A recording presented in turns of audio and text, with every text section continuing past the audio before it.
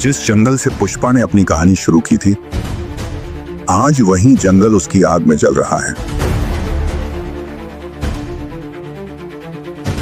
पुष्पा के लिए लाल चंदन सिर्फ कारोबार नहीं था, वो उसकी पहचान थी, उसका सम्मान था। जी अस्सलाम वालेकुम गाइस।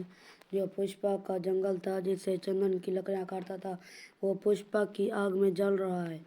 ये पुष्पा की चंदन की लकड़ियाँ हैं, वो पुष्पा का काम नहीं, वो पुष्पा की पहचान है। ये पुष्पा का पार्ट 2 है।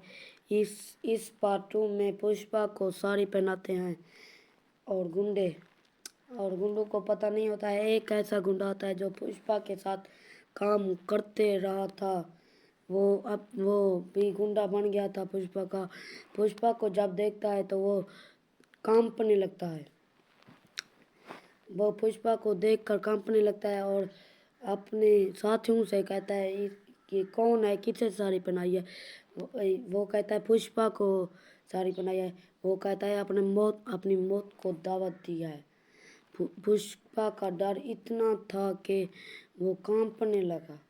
और पुष्पा की पहचान वहीं चंदन की लकड़ियाँ थी। और पुष्पा की पत्नी मर जाती है और उसका एक बच्चा भी होता है।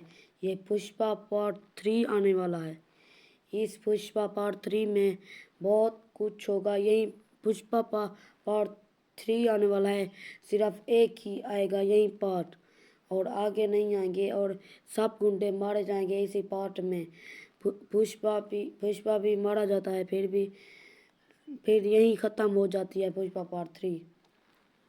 और पुष्पा पार्ट 3 सब सब सबके साथ ही काम कर चुका है, जिसके साथ भी काम कर चुका है सबको मार चुका है। ये पुष्पा पार्ट 3 को साड़ी पहनाई है, यही साड़ी पहनाई गई है पुष्पा पार्ट 3 में।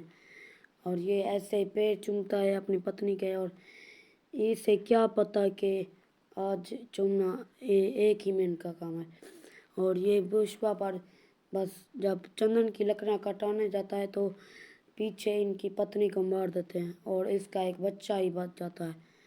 और अपने बच्चे को पालता है और वो बड़ा हो जाता है तो पुष्पा पार्ट 3 में उसका अपने बाप का बदला लेता है। यही पुष्पा पार्ट 3 है, आपको बताने चाह रहा हूँ। इसका आपको जब भी आपको ज़रूरत पड़े ये देख लेना।